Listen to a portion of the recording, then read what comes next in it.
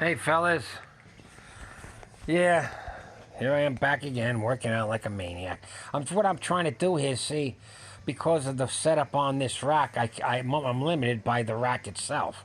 So I'm using the straps, and when I bang the bar on that safety bar there, I'm definitely hitting parallel. I'm fine. But when I put my arms on the bar, because I have to be way out, you watch me, watch him. I'm way out. I'm over there touching the damn sleeves because of my shoulder immobility. I miss it by about 2 inches. Could I, if I had a regular rack, yeah, or at my house where I can set that thing lower, I'll be fine. But at this gym, it's pretty close, but I'm touching the arm right now.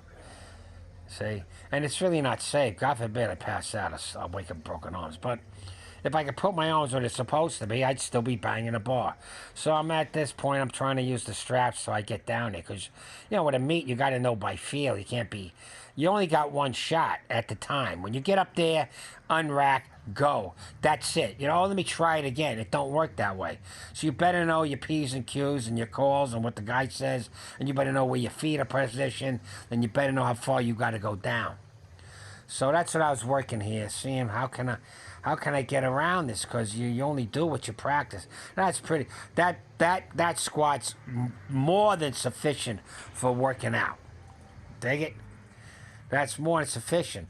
But unless it's a kind judge, he's gonna red light me. Dig it? Now watch. I'm putting the straps on. Which that's something you can do. These are the lifting straps you see all the guys use, like in the strongman to pick up them big heavy bars. But I strap it and I got a mark on it. So when I flush the edges, see I'm flushing the edge, and I got a black magic marker line. I don't want because you want both sides to be the same place, or you're going to be in a world of hurt when this thing starts banging away. It's one thing bailing on a bench where the plates are banging on each side. This starts bailing, you got problems. So. And plus, I got collars on, but still, it's very it's not. It doesn't feel that stable, secure. But you can work your. I've worked up to what 315. There's a video on my channel somewhere I worked 315, but I wasn't going to depth. You know, this is odd. I haven't been doing squats since what, a month or two ago. So I'm a newbie on this. Even I used to do them. That's how I gained all my weight a long, long time ago, doing squats outside. There you go. That's deep. See, that's how deep I gotta go. So at the next meet, don't expect no fabulous. I would love to do a 315. But I'll be honest with you. If I can do a 325, I'll be lucky. And then you guys out there, just remember, when you really go deep, it's different. So you got to gauge yourself from the side and see if you are.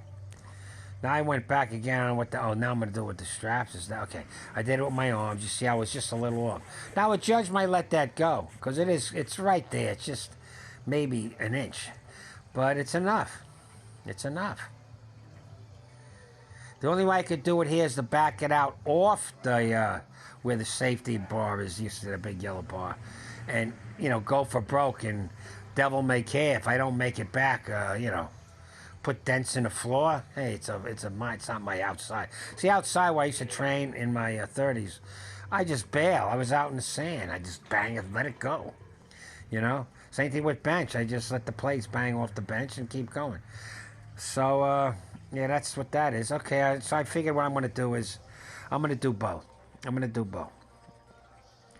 I'll just get myself up to 225. If I can do 225 with the straps for a few reps, I know I can at least do that. And make no mistake, what I'm telling you and I'm showing you with these weights, it's embarrassing. Yeah, I'm 70, but I've lifted and pushed a lot more. It's very embarrassing to me. Yeah, see, is that what straps? See, it's not, that ain't enough. That would get a red light there, Jimmy. Get down. Go. You ain't gonna get shit. It's a red light. You wasted your time. And I gotta drive 4 hours to get there, so you know what I mean? Yeah. My wrists are hurting because I can't grab the bar. I'm grabbing this big, wide sleeve, you know what I'm saying? Now with this, I did pause bench on the real bench before I got to the floor bench. I was working pause bench with, let me see, what did I do? Let me see, where is it? I went 225 for 5, but I pause bench it. Then I went over here and started with 225. And, I'm just doing what I'm doing. I don't know, people say this is easier. Bullshit. This is harder for me. So, what can I tell you? Then I went 275 for one. I really wanted two, but you can tell when you can do, whatever you're doing, if you're not going to get that last rep, Like, why didn't you go for 10? Because I knew on 9 that was it, that kind of shit. So when I did the one here, I said, that's it, man. But I really beat myself up. I did a lot of sets. I ended up with 20 sets that night, total. And it's 3 days later. It's 3 days later. I got to go tonight. I am fried, man. And I got that. There you go. And I got that test ready to go that an in-law gave me. He says, you need this to heal. And I'm going, man, I need to heal.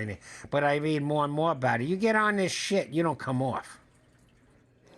So you start pinning. You're like a diabetic to the day I die. Do you look like I'm a thing that likes a harness around me or chains are hooked up to me? You know what I'm saying? I'm a free man. I mean, I'm a wild wolf. I gotta go. Now check this shit out. Remember I told you can get out from under this and you can bail up and down? Well, now when you got a big belly and right below it a bump where there's a hernia, I found out that the hard way.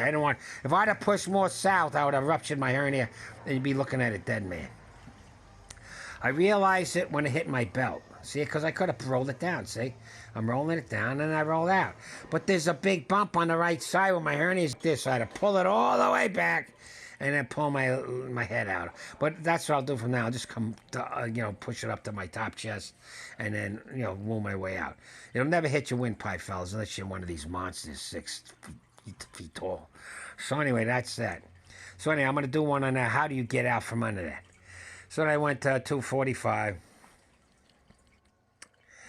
And I just do my regular workout there. These are good. Because after the floor bench workout, the next workout, which will be tonight, I'm looking at least 275 for 2 or more. Hopefully.